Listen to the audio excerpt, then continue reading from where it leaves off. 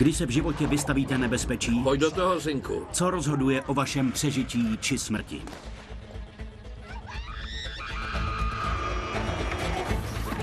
Jak blesková rozhodnutí znamenají život nebo smrt? Pane Bože. A proč přežijeme oproti všem očekáváním, abychom mohli tento příběh povyprávět? Vzdálíte se vašemu přežívání den po dni, protože zítra můžete být mrtví. Očima těch, kteří tančili se smrtí, Jako by šlo o to spíš něco spáchat nebo zemřít. objevíme skutečný smysl života. Zemřeme, odpověď byla jako něco, já nevím. Odhodlání, Říkáte si ne, takhle ne. soudnost, To je strašné. touha, Vzrušení, které získáte po uvolnění dopaminu, způsobuje, že příště půjdete do většího rizika. a spousta štěstí. To vše v našem pořadu. Smrtící zabijáci. V tomto díle riskantní kousky.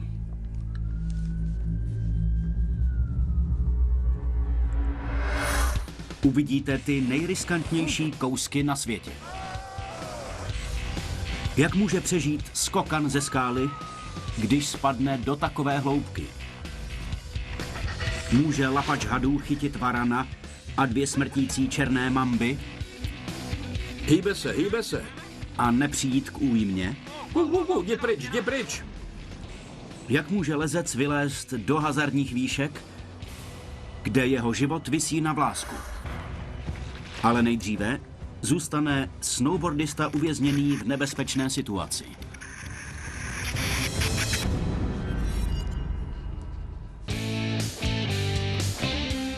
Seznamte se s Mikem a Jackem Harrisem, otcem a synem, kteří sdílejí stejnou vášeň pro sjezdovky. Miluju snowboardování. Dává mi to pocit, a je to obrovská svoboda. Jsem na čerstvém vzduchu a je to velká legrace. Když mi bylo 6, tak jsem se naučil jezdit na snowboardu a nikdy jsem nebyl na žádné lekci. Všechno jsem se naučil od mého táty. Výborně.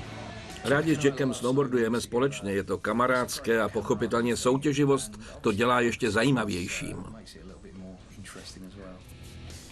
A není lepšího místa pro nějakéto soupeření otce a syna než francouzské Alpy. Rozhodli jsme se, že pojedeme na chlapský víkend. Jenom my dva. Můžeme tak strávit nějaký čas spolu bez toho, aby nás někdo rušil, což je skvělá věc. Tehdy bylo Jackovi pouhých 11 let, ale už jezdil dobře. Po 2 dnech různých snowboardáckých lumpáren přišel poslední den jejich výletu. Plán byl ten, že na sjezdovku půjdeme co nejdříve, to půjde, a potom budeme jezdit celý den. Potom se vrátíme do hotelu a odtud zamíříme rovnou na letiště. Podmínky byly skvělé, takže jsme si řekli, že můžeme jít jezdit mimo sjezdovku. Nebylo to nic neobvyklého od toho, co jsme dělali běžně, protože jsme oba byli schopni jezdit mimo sjezdovky. Nic zvláštního, tak jsem prostě jel za ním. Takže Jack se spouští za svým otcem mimo sjezdovku do neznámých míst. Ale spoléhat se naprosto na své rodiče se nevždy vyplatí. Kent, stát Washington. Vidíme se. Ahoj. Zrovna se rozloučil se svou mámou. Buďte opatrní. Tento motorkář vyrazí na cestu domů, když do něho zezadu narazí auto. Má štěstí, že zůstal stát na svých nohách bez zranění. Ale jak se otáčí, aby pokáral řidiče, Moc se omlouvám, je mi to líto. dostane znovu šok. No mami. Rodinné oslavy mohou být letos trochu rozpačité. V Rusku tento wrestler pozval svoji rodinu na zápas, aby ho morálně podpořila. Ale pyšná babička začne mít problémy s rozhodčím. A když to vypadá tak, že její vnuk začne prohrávat, zakročí, vloží se sama do zápasu. S těmito pohyby by možná ona sama mohla zápasit. V Denveru otec vezme svého syna na projížďku. Předá mu kontrolu nad řízením a pak přidá plyn. A nechá tak jejich život v rukou 6letého. Možná to tatínek vždycky neví nejlépe. Ve francouzských Alpách jede Mike se svým 11letým synem nebezpečně mimo sjezdovku. Následuj ty hlavní stopy, dobře? Podmínky byly naprosto perfektní. Jezdili jsme v nejméně půl metru panenském prašanu. Bylo to jako surfování. Byla to naprostá blaženost. Prostě jsme si to užívali. Tak pojeď, Jacku, pojeď. Jack jel za mnou, byli jsme asi v půlce a uviděl jsem díru ve sněhu. Moc pozdě na to, abych s tím něco mohl udělat. Spadl jsem dozadu, propadl se dolů sněhem, ale ještě předtím se mi konce snowboardu zachytily na okraji té trhliny. A to bylo velké štěstí. Nejdřív jsem si myslel, že jsem jenom spadl, protože jediné, co jsem viděl, byl velký oblak sněhu. Ale jak se sníh usadil, táta tady najednou nebyl. V ten moment, co se to stalo, jsem byl opravdu hodně vylekaný. Strašně jsem se lek a táta tam nebyl a já jsem tam stál jako kůl v plotě.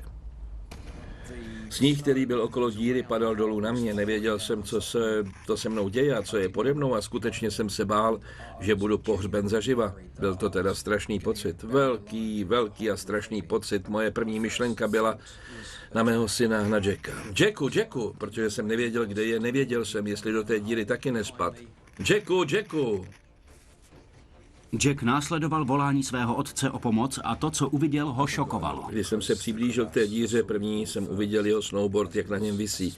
Odepnul jsem svoje prkno, abych mohl zjistit, jestli je táta v pořádku. Nemohl jsem otočit hlavou a tak jsem se Jacka zeptal, co je pode mnou. On řekl, tati, nic tam není, je to celé černé, je to pěkná díra. Byla to propast, naprosto tmavá propast. Vidět v 11 letech mého otce v takové situaci mě velmi vyděsilo, ale moje první myšlenka byla, jdi pro pomoc. A tak jsem tátovi řekl, že jdu pro pomoc a vydal jsem se do kopce. Děsivá situace, bál jsem se o něj, protože jsem myslel na to, že pravděpodobnost, že tam budou další trhliny pokryté sněhem, je jasná. Syn se vydal hledat pomoc, zatímco Mike tam zůstal viset. Když jsem byl v té díře a čekal jsem, až se Jack vrátí zpátky, hlavou mi šly různé myšlenky. Dostanu se odsud, budu potřebovat horskou službu. Bude to trvat hodiny a my nestihneme let? Různé věci, zdálo se to jako věčnost. A jak jsem tam visel hlavou dolů, čekal jsem na to, až někdo za mnou přijde. A tak jsem si řekl, že se zkusím otočit nahoru pro případ, že se nebude moci vrátit, že prostě pro mě nepřijde. Dostavuje se panika a Jack pořád nikde. Mike se rozhodne jít do akce. Podařilo se mi uvolnit ramena a hlavu z té ledové stěny. Objevil jsem za sebou malou ledovou římsu a podařilo se mi uvolnit se z vázání, takže jsem odepnul snowboard a otočil jsem se nahoru. Byl jsem zaklíněn v té pozici, když přišel Jack s ostatními lyžaři pomoci mě dostat ven. No, takže jsem tam tak visel. Mikeovi se hodně ulevilo, když se Jack vrátil s pomocí. Minuli jsme pár lyžařů, tak jsem šel zpátky nahoru do kopce a uviděl jsem je a svým slabým, pisklavým 11letým hlasem jsem začal křičet co nejvíce, jak jsem mohl. No a naštěstí mě jeden z nich zahlédl. Okolo bylo tak asi 1,5 až 2 metry sněhu, ale dostali se ke mně. Jak lyžaři pracovali na tom dostat Mikea ven, situace konečně dolehla na Jacka emočně. Jacku, neboj se, budu v pořádku, nic mi není, já jsem v pohodě. Jedni mu pomáhali dostat se ven a ostatní se o mě starali, abych moc neplakal. Měl jsem starost o Jacka, protože nejdřív byl dost při síle na to jít hledat pomoc, ale potom jsem viděl, že byl tou situací dost otřesený. Nakonec byl Mike vytažen z té trhliny do bezpečí. A poté nestrácel čas a se synem sjeli co nejdříve dolů. Když jsem se dostal ven, zamířili jsme do prvního horského baru a objednal jsem mu horkou čokoládu a sobě brandy.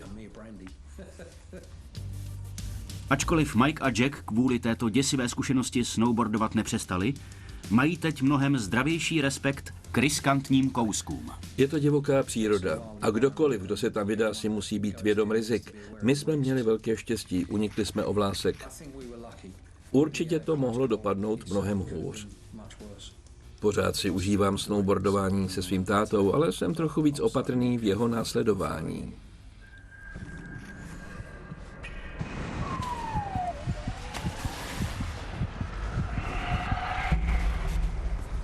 Dále uvidíte, kvůli velké chybě se jeden muž řítí vstříc katastrofě. Jsem Matty Harper alias Rough Rider alias Jimi Hendrix alias Marilyn Manson alias Sandy Khan a skáču ze skal. Jeho alias mohou být nápaditá, ale co člověka pohání k riskování? Proč skáču ze skal? Protože to je legrace a já to miluju. Předpokládám, že mi bylo něco mezi 12 a 14, když jsem začal dělat salta do vody. Nemám za sebou žádné profesionální tréninky, kromě dlouhého skákání z různých věcí. Skáču dobře, skáču rád. Díky této jedinečné a nebezpečné minulosti měl Matty štěstí a našel pár podobně smýšlejících osob. Před pár lety jsem já a další 2 kámoši, každý ve své dodávce, jezdili na výlety do jezerní oblasti ve Skotsku v Northumberland. A seznámili jsme se tam s mnoha dalšími skokany ze skal. Jezdili jsme po celé zemi, potkávali se a skákali ze skal. Chtěli jsme vyzkoušet vyšší a vyšší místa, dělat víc a víc salt, navzájem jsme se hecovali. Ale větší výška znamená větší nebezpečí. Se skákáním ze skal je spojeno mnohem větší nebezpečí. Je tam spoustu rizik. Od příliš mělké vody po spodní proudy, které vás nepustí nahoru. Takže co může být jeden rok hluboké 3,5 metru, příští rok tam můžou být jen 2 metry. A když tam skočíte, tak si můžete zlámat nohy i páteř a můžete umřít. A nejbližší lidé okolo Mattyho jeho koníčkem nejsou zrovna nadšení. Moji přátelé a rodina nemají moje skákání moc v lásce. Moje máma je pokaždé vyděšená, když jdu skákat. Jeho skákání ze skal netoleruji, nemám to ráda. A samozřejmě, že jsem z toho pokaždé velmi nervózní, když jede skákat. Ale zastavit ho nemůžu. Je mu přes 21, takže si může dělat, co chce. Ale nemohu říct, že se mi to líbí. Někdy se nemohu uklidnit, když vidím, že jede skákat. V loni jela moje máma k vodopádu High Force a rozhodla se, že mi o tom místě neřekne, protože věděla, že z něj budu chtít skákat. No, ale stejně jsme se tam objevili. High Force je vodopád v hrabství Durham v Anglii, kde se řeka Tees propadá 22 metrů ze srázu. Je to, jako byste skákali z vršku Buckinghamského paláce. Je to nejsilnější vodopád ve Velké Británii, je to překrásné úchvatné místo. Chtěli jsme z něj skočit. Když skáčete z vodopádu, tak se voda rozbíjí o hladinu. Takže to znamená jemnější přistání. Je to jako v olympijském bazénu na skoky, když stříkají na vodu, aby narušili hladinu. Pokud přistanete na rovnou hladinu lomu na zádech nebo na břiše z výšky 24 metrů, tak si ty záda zlomíte a pěkně umřete. Je to prostě jednoduché. Když Matty přijel k nechvalně známému vodopádu, bylo kvůli záplavám nebezpečně hodně vody. Jeli jsme se tam podívat o den dřív a voda běsnila, byly tam 2 vodopády, každý z jedné strany a říkali jsme si, že nebudeme schopni skočit. A další den jsme se tam vrátili a voda byla klidnější. Vodopád na pravé straně zmizel a my jsme si říkali, že to zvládneme. Pod vodopádem bývá proláklina. Slyšeli jsme o geologické struktuře pod vodopády. Rozvíří se to dokola jako v pračce a drží vás to dole. No, dost lidí už pod High Force vodopádem zemřelo. Je to nebezpečné místo. Divokost a síla volně tekoucí vody by nikdy neměla být podceňována. Tyto děti v Tunisku nevykazují žádné známky strachu během přípravy na skok do poklidně vypadající řeky.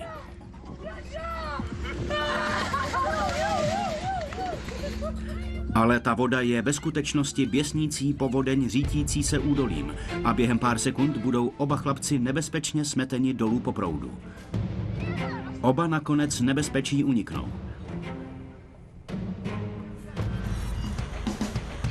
V Brazílii se tento chlapík rozhodl, že bude surfovat na rozvodněné řece poté, co 4 dny pršelo. Je to špičková úroveň surfování, protože musí udržet rovnováhu a vypořádat se se zrádnými přívaly vody. Není pochyb, že tyto peřeje jsou rychlé a zběsilé, ale jsou navíc prosety skrytými nebezpečími.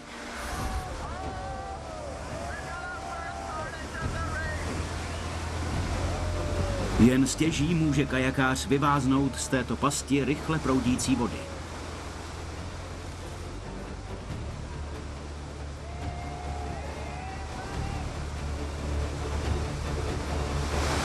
Takže nemá jinou možnost, než bojovat o svůj život. Se silou matky přírody je třeba počítat. Matty je připraven ke skoku z vodopádu High Force. Měli jsme dole 2 lidi připravené slany a hned po vynoření se měl dát znamení. A pokud by byl nějaký problém, poslali by mi lano, aby mě vytáhli. Jediná věc, která mě ten den trápila, byla síla vody. Výška a sol to nebyly problém, ale docela jsem se obával toho, že mě to vtáhne pod hladinu. Těsně před skokem je to docela stresující. Speciálně, když se bavíme o takových výškách. Ve vší upřímnosti, myslel jsem si, že to v pohodě zvládnu. Po skoku do vody se Matty nevynoří.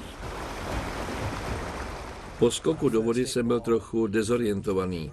Intenzivně jsem se pokoušel vyplavat nahoru a pár věcí mi prošlo myslí, jako něco mě drží dole, plavu vůbec tím správným směrem a proč jsem se ještě nevynořil. Síla té vody je tak velká, že drží Mattyho dole. Bylo to, jako by nade mnou byly přívaly běsnící vody, bylo to těžké vůbec se protlačit nahoru. Když jsem se hned nevynořil, říkal jsem si, co se tady děje.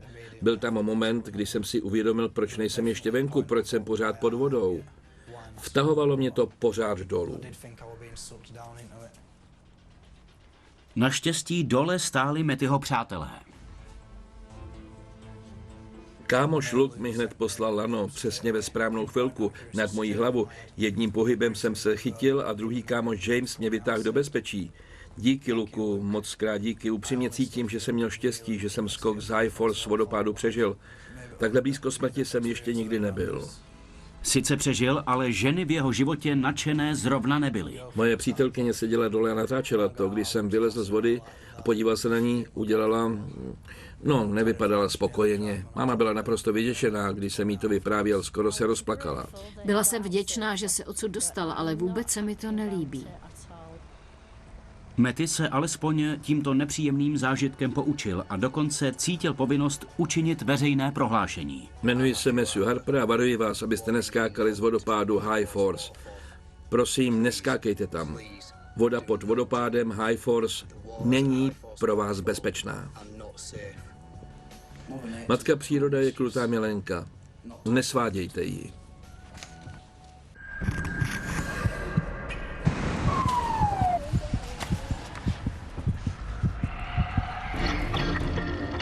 Dále uvidíte, jak muž riskuje svůj život a končetinu při odchytu jedovatých hadů. Pane jo, to je pěkně velký had. Jmenuji se Nick Evans, jsem z Durbanu, z Jižní Afriky a jsem ochranář hadů. Vždycky jsem pracoval s hady, už od dětství. Pro hady mám vášeň, já je miluju, i když oni mě většinou nemilují. A jejich zachraňování miluji stejně jako učit lidi o hadech. Můžete si sáhnout, jestli chcete. Někteří lidé si myslí, že jsem odvážný, někteří lidé si myslí, že mám super schopnosti jako nějaký léčitel, ale já jen znám hady. Jako expert na hady je Nick často přivolán na pomoc obyvatelům Durbanu. Protože lidé stále narušují přirozená místa výskytu hadů, hadi se často zatoulají do jejich domovů, aby tam našli přístřešek a jídlo. A když se tak stane, často mě volají, abych je dal pryč. Jo, to bylo rychle a jednoduché. Někdy jich je až 5 až 10 za den. Steká se, že ano, při práci s jedovatými hady je vždy vysoký stupeň nebezpečí. Ten běsní, co? Občas se o svůj život bojím, protože nehody se mohou stát a mohou se stát velmi rychle a když vás uštkne jedovatý had, tak máte velký problém, pokud jde o velmi jedovatého hada. No, už je blízko, plazí se ke mně. Nebojácný Nick pracuje s různými druhy hadů, včetně mozambické plivací kobry. Podívejte, jak má velký obličej. A také krajt. A jak je veliký, jen ho nepusťte. Ale jeho nejoblíbenější je černá mamba. Vůbec to není černá mamba, ale je krásný, mám ho podržet. Dostávám mnoho telefonátů kvůli černým mambám, což jsou pravděpodobně nejslavnější a nejobávanější hadi v Jižní Africe. Jsou šedé, jsou hnědé, barvy vlastně nejsou takové, jak se říká, že nejsou černé. Uvnitř hlavně mají asfaltovou černou. Prostě je černá. Otevře se na vás, aby vám řekla, jsem obrovská, děsivá a vy odsud hned zmizte. Ty, ke kterým jsem přivolán, mívají 2,5 metru. Opravdu jsou to velcí hadi. A tito obrovští hadi mají také ta nejnebezpečnější uštknutí. Mají silný neurotoxický jed, který by určitě mohl být smrtelný, pokud byste byli uškulti. Příznaky se projevují během minut, rychle než u většiny ostatních zvířecích druhů. A prostě to zablokuje nervový systém a bez ošetření a protijedu zemřete. Je ve vaší lednice, je mu tam hezky teplo a je tam v bezpečí. Ve skutečnosti jsou velmi plaší a nervózní, ale když je potřeba, tak ušknou, aby se ochránili. Jak Nick sám zjistil, když byl přivolán, aby odstranil černou mambu ze zahrady. Nechtěl jsem, aby utekla do zahrady k sousedům a když jsem ji vzal za ocas, věděla, že se musí bránit, takže se za mnou začala otáčet a snažila se mě ušknout. Slyšel jsem psy na druhé straně nízké zdi, takže jsem věděl, že když ji nechám utéct, tak by zaútočila na psy a pravděpodobně by to skončilo hromadou mrtvých zvířat. Smrtící mamba zaútočí na Nicka podruhé. A protože se mu nedaří dosáhnout na její hlavu, uchýlí se znovu k tomu, aby popadl její ocas. A hadovi se to nelíbí. Byla to nebezpečná situace, necítil jsem se úplně pohodlně.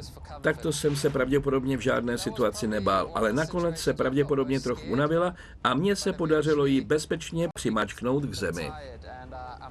Takže jsem jí vlastně zneškodnil. Opravdu stojí za to být dobrý ve své práci, když chytáte jedovatého hada. Ne jako tato parta. V Thajsku kobra přes 4 metry dlouhá byla nalezena stočená na stropě pokoje 10leté dívky. Takže její otec a pár jeho kamarádů se pokoušeli udělat správnou věc, ale had měl jiné úmysly. Zkrocení hada opravdu způsobuje potíže samotnému hadovi. Nakonec je škrtič zkrocen a odnesen, ale otcovu kamarádovi zůstaly otisky obřích tesáků na noze. Když jedovatý had útočí, může to být smrtící, a to ve velmi krátké době. V Indii chytil amatérský chytač kobru, ale nedaří se mu dostat ji do pytle. Ztrácí trpělivost. Amatér se dopustí téměř osudové chyby a had ho uštkne do ruky. Kobra má silný neurotoxický jed, který zablokuje nervové impulzy a pokud nedojde k rychlému ošetření, dojde k zástavě srdce. Naštěstí doktoři zvládli život nešťastného lapače hadů zachránit, ale následky nejsou probojácné. Pokud zachraňujete hada, neočekávejte vděk. Tito deratizéři v Newcastlu v Austrálii zrovna vypouští agresivní pakobru východní zpátky do divočiny.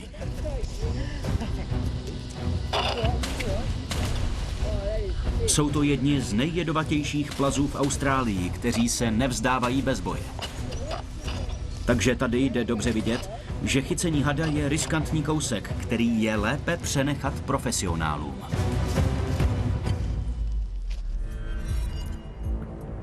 V Durbanu vychází slunce a Nick byl přivolán do domu muže jménem Sibonello, který ve své střeše zahlédl jedovatou černou mambu. Musel jsem vylézt na strom, který jsem použil jako žebřík, abych vylez na střechu. Tato konkrétní střecha byla pokrytá 2 vrstami azbestu, což je zjevně něco, co nechcete dýchat, ale na neštěstí v této situaci bylo jedinou možností, jak se k mambě dostat. Tak střechu jsem mu musel rozbít. Samozřejmě, že to způsobilo, že mamba znervozněla, no a začala se zmítat. Hýbe se! Nevidím, kterým směrem. Měli jsme problém, protože se pohybovala všude pod námi a začal jsem být ve stresu. Běžte pryč, vidíte ji? Tak běžte. Nakonec jsem tu stočenou mambu uviděl. Oni hledají cestu k úniku, ale když se potřebují bránit, tak ušknou. Sakra. Nakonec se mi podařilo dostat se k ní docela blízko na to, abych zahlédl její krk a popadl jí za něj a vytáhl. A jak otáčela hlavu zpátky ke kleštičkám, popadl jsem jí rukou a pak začala stáčet své tělo tak, jako to vždycky dělají. Snaží se omotat okolo čehokoliv, co je pevné, aby se mohli dostat z vašeho sevření. Zabralo to asi hodinu, než jsme ji odtud dostali a myslel jsem si, že je po všem. Ale byla už noc a naprostá tma a Sibonello měl pro Nicka špatné zprávy. Zahlédl ve střeše ještě varana a když mi to řekl, úplně jsem mu nevěřil, protože jsem si říkal, že to by bylo dost neobvyklé, skrýval se v malém prostoru.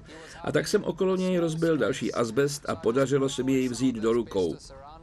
Během toho, co jsem měl v rukou toho varana, Sibonello na mě zase zavolal a zněl nervózně a řekl, máme tady velký problém a potom dodal, je tam další velká černá mamba.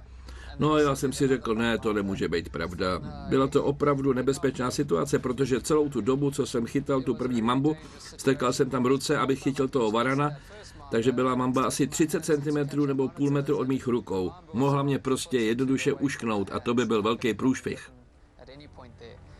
Mamba 2. A potom mi došlo, jaké jsem měl štěstí, že se nic nestalo. Šel jsem tam nahoru a říkal si, že chytím jednu mambu a skončil jsem se 2 mambami.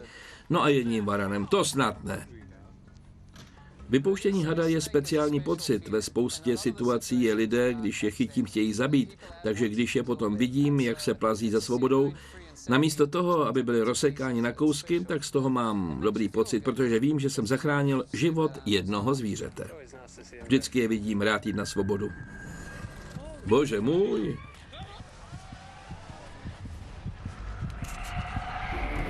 Dále uvidíte.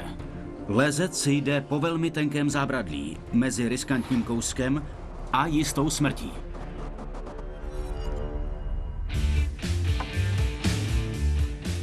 Jsem Flaviu Černescu z Rumunska. Flaviu vždycky zvládal výšky.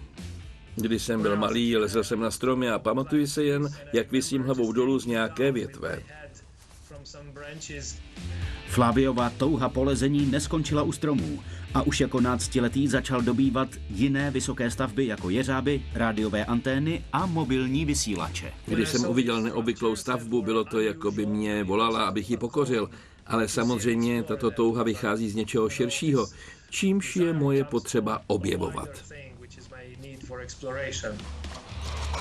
Flaviu miluje prozkoumávání už nepoužívaných průmyslových staveb a čím je výzva výš, tím větší je vzrušení. Ty nejvyšší stavby v Rumunsku, těžko přístupné, jsou komíny. Komíny jsou velmi zajímavé stavby, které vám umožní zažít pocit z výšek nesrovnatelné s jinými stavbami.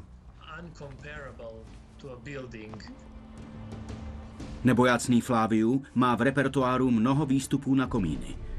Prošel se po laně nad 150 metrů hlubokou propastí s tím, že předtím nad touto propastí visel, aby nasál atmosféru.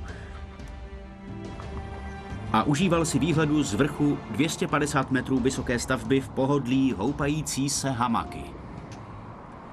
Ale další výzvou, kterou chtěl pokořit, bylo vylézt se svou přítelkyní Dinou na 250 metrů vysoký nepoužívaný komín v Rumunsku. Nikdy jsem nechtěl vstupovat na cizí pozemky, ale smutnou pravdou je, že vám to nikdo nedovolí. Takže si prostě musíte najít vlastní cestu. Pár už byl na soukromém pozemku a razil si cestu ke komínu. Slyšel jsem štěkat psy a psy mohou přivolat bezpečnostní službu, takže jsme museli být opatrní a nenápadní. A jak jsme se přibližovali, říkali jsme si, to je hezké, to je doopravdy krásné, to je bomba. Po 2hodinové túře došli do cíle. Krátce jsem nahlédl dovnitř, abych se podíval na strojní zařízení, co bylo uvnitř, které vypadalo velmi staré, a pak jsem se rozhodli vylézt tam z vnější strany, protože žebřík působil v dobrém stavu. No a když vylezete nahoru, musíte tam zůstat až do rána.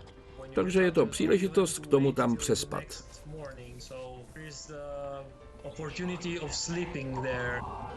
A není lepšího místa na přespání, než v riskantně postaveném stanu 250 metrů vysoko.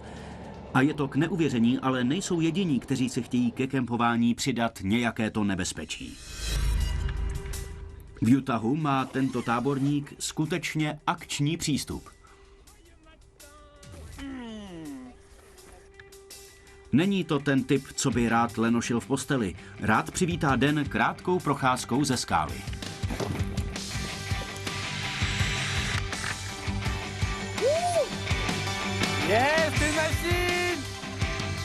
No, je to jeden ze způsobů, jak se probudit. Ačkoliv bezpečnější by bylo dát si šálek silné kávy. Na ostrově Vanuatu v Jižním Pacifiku udělá skupina neohrožených badatelů cokoliv pro fantastický táborový oheň. Svůj stan rozloží pouhé metry od aktivní sopky. Pumpuje.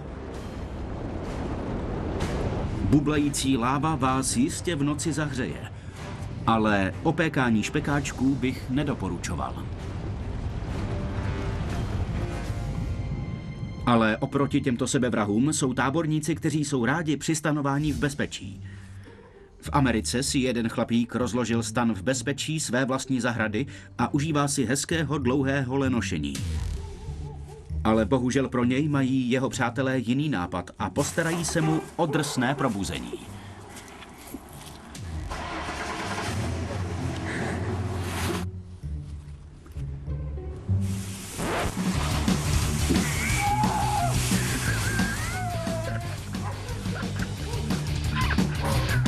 Nakonec to asi nebylo úplně bezpečné místo ke stanování. Dobré ráno.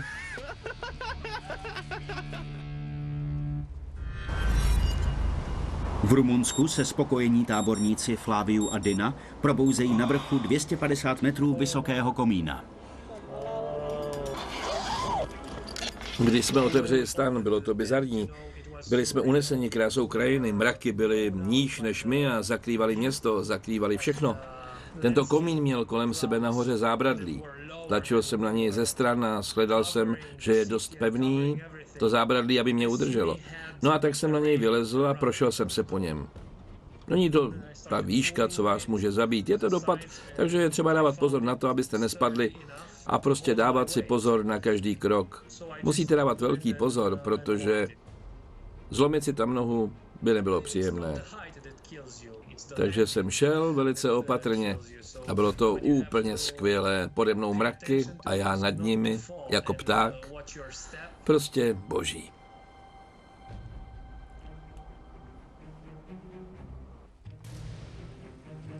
Po procházce, ze které se může dělat špatně, se Flaviu a Dina vydají na cestu dolů. Ale brzy zjistí, že se ocitli v riskantní situaci. Teprve přes den jsem viděl rozsah poškození žebříku.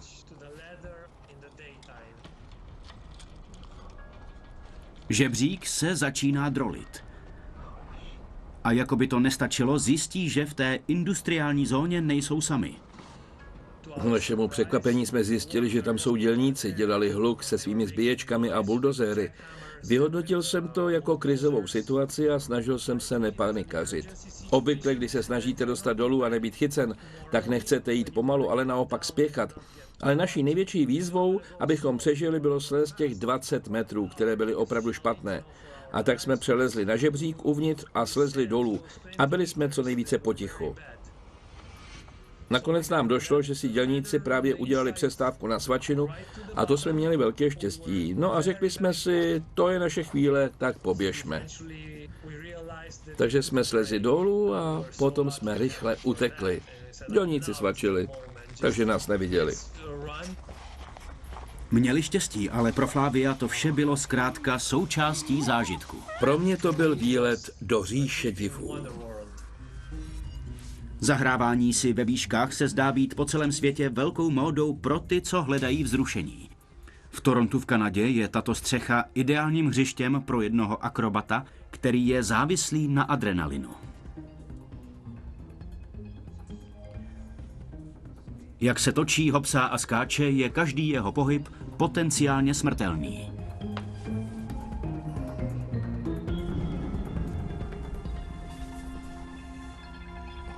Ale díky jeho neobyčejné schopnosti držet rovnováhu a jeho železným nervům, dokonce když spadne, si svůj klid udrží. V Hongkongu upřela skupina těch, kteří touží po vzrušení své zraky na jeřáb na vrchu mrakodrapu. Po namáhavé cestě, kdy stoupali stavbou nahoru, dosáhli vršku střechy. Jsme tady. Když jeden odvážlivec začne bez zajištění šplhat na jeřáb. Jeden špatný pohyb nebo náhlý poryv větru by znamenal prudký pád 200 metrů dolů vstříc jisté smrti. Navzdory riziku to zvládne až nahoru. A po rychlém nádechu s přáním to vše vstřebat, se vydá na cestu dolů. V bezpečí na zemi se ale parta musí vypořádat s dalším nebezpečím. Připravte se na útěk. S místní policií. V Maroku přeleze 23letý Khalid Teny zítku, aby svými srandičkami vzdoroval smrti. Posiluju na ulici, dělám parkour a freeriding a také bláznivé kaskadérské kousky, třeba na střechách. Tady v Maroku nemáme moc hřišť, takže místo hřiště používám střechu. Z výšek mám strach, ale chci být dobrý, ve smrtelně nebezpečných kaskadérských kouscích. Khalid žije na hraně, když své každodenní posilování provozuje na vršku mrakodrapu. Každý mi tady v Maroku řekl, že ta budova není bezpečná, že je hodně stará. Ale já si přesto řekl, že bych to měl zkusit, i když to vůbec není bezpečné. Řekl jsem si, že nebudu přemýšlet o tom, jak nebezpečné to je. Prostě jsem do toho šel. Visel jsem z toho kraje zavěšený jen za nohy a cvičil jsem na břicho. Byl to bláznivý nápad. Hodně nebezpečný, protože jedna chyba může znamenat smrt, ale mně je to jedno. Vyzývám sám sebe, svoji sílu k souboji. Miluju riziko. A o tom, jak je to moc nebezpečné, vůbec nepřemýšlím. Prostě to je život. Po skončení posilování břicha posune Khalid svoji střešní rutinu ještě o stupeň dál. Cvičení přítahu na střeše bylo asi to nejnebezpečnější, co jsem dělal. Jestli uklouznu, tak umřu.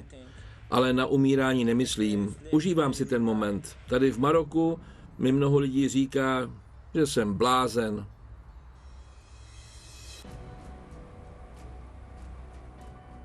Říkají o mě, že jsem i hlupák, že jednoho dne spadnu a potom umřu. Ale mně je to úplně jedno. Jsem tím jiný, ne jako ostatní. Konec konců Khalid pociťuje, že odměna za ta rizika stojí. Vyzýváte sebe, svoji sílu, moc si to užívám a cítím se skvěle, i když moje matka se o mě moc bojí. Prostě jsem se narodil proto být jiný, víte? Prostě jsem se narodil být jiný, no a to je můj život. Můj Bože!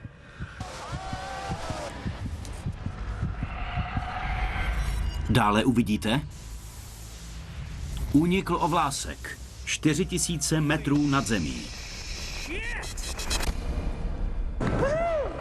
Jsem Joshua Davis a pocházím ze Seattle z Washingtonu. Joshu vždy bavili extrémní sporty, ale před 10 lety objevil svoji největší vášeň. Užívám si seskoky volným pádem, pravděpodobně je to jediný okamžik, kde jsem schopen najít klid. Když vyskočím z letadla, existuji jenom já, gravitace a vítr. Skáču každý víkend, kdy je zřejmé, že skákat mohu. Prostě nemohu se toho nabažit. Po několika stovkách skoků volným pádem se rozhodl svoji zálibu ještě vylepšit. Po mnoha trénincích jsem si v loni poprvé oblekl svoji wingsuit kombinézu. No a už jsem nechtěl nic jiného. Všichni máme sen o tom roztáhnout ruce a vzlétnout. Dívali jsme se na Supermana a ostatní superhrdiny, kteří létali a já to dokázal. Mohu létat jako pták, jako kolibřík.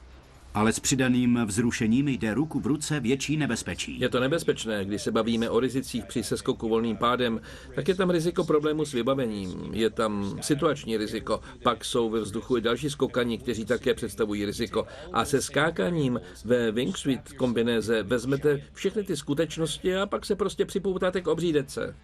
Kombinézy wingsuit zvětšují velikost plochy skokana, což znamená, že mohou uletět působivé horizontální vzdálenosti s menší rychlostí klesání a strávit delší dobu ve volném pádu.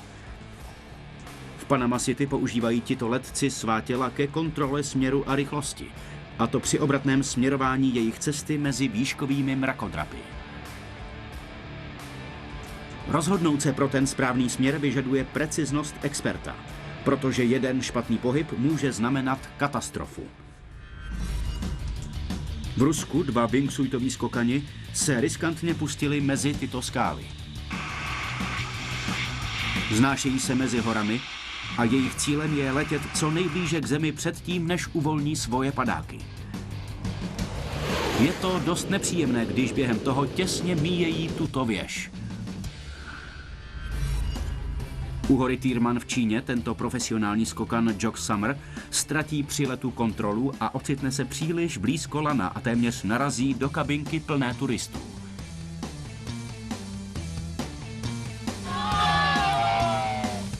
Jen těsně mine svou smrt.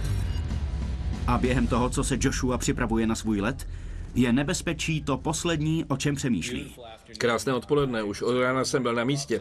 Byli jsme ten den první skupina. Krásné lety, obloha se právě vyjasnila. Krásný den.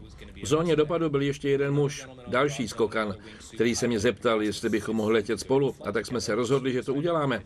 Naplánovali jsme to tak, že on zůstane na mojí levé straně a trochu za mnou tak, aby mě viděl, protože kdybychom letěli nad sebou a já jsem měl stav nouze, musel bych otevřít svůj padák a tak bych jej otevřel přímo na něj. Udělat si plán je opravdu důležité. No a my plánujeme téměř každou vteřinu skoku. Speciálně, když skáčete s lidmi, které neznáte. Je potřeba se ujistit, že všichni se plánu budou držet. Takže s dohodnutým plánem byli připraveni ke skoku. Jsme tam 4000 metrů vysoko, byli jsme poslední, kdo z letadla vyskákal a byli jsme připraveni. On vyskočil z letadla, přiblížil se a dostal se do dobré pozice a byli jsme připraveni na závody. Vypadalo to na velmi jednoduchý skok. Vidím ho koutkem svého oka, jak je ve správné pozici, vše vypadá dobře a pak to zkontroluji znovu a už ho nevidím a tak se začnu rozlížet okolo svých ramen, jak jen to je možné a zachytím ho po pravé straně za mnou, což je ale místo, kde by neměl být.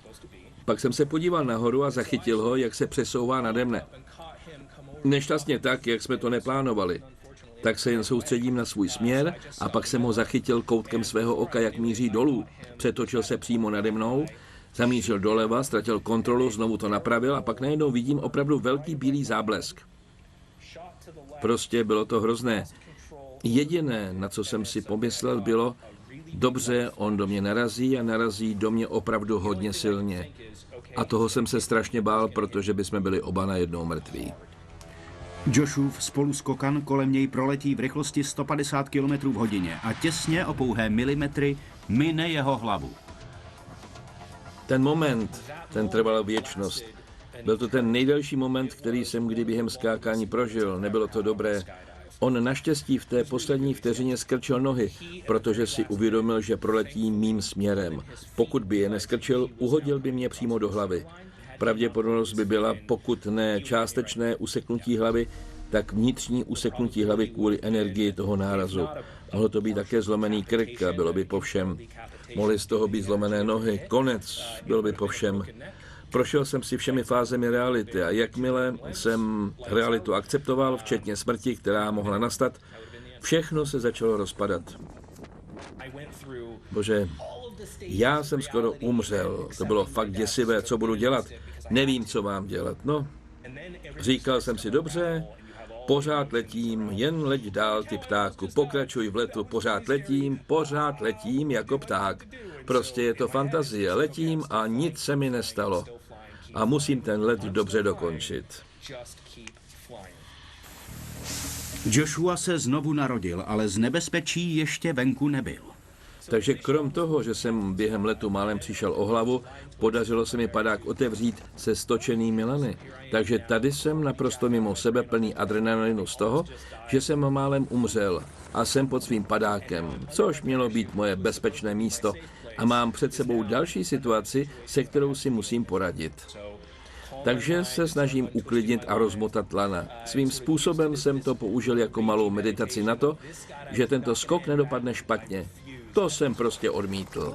Pane Bože, pane Bože, pane Bože. Po impozantním boji se mu nakonec podaří jeho lana rozmotat. Tak to byl ten nejšílenější skok. Došla na mě spousta emocí. Druhá je... Takže jste v té situaci, kdy si říkáte, já jsem přežil, díky, jsem tady, ale teď jsem opravdu naštvaný na toho chlapíka, se kterým jsme měli ten plán a který neudělal to, na čem jsme se dohodli. Nechal mě v tom a málem mě zabil. To bylo trochu moc blízko, brácho, moc blízko, pane, jo. Můj instinkt mi velel, ať jdu do agrese, což není vždy ta dobrá cesta. Takže jsme krásně přistáli. Přistál jsem přímo vedle něj a jediné, co mě napadlo, bylo, no, teď už vidím, jakou máš velikost bot. Nebylo to báječné.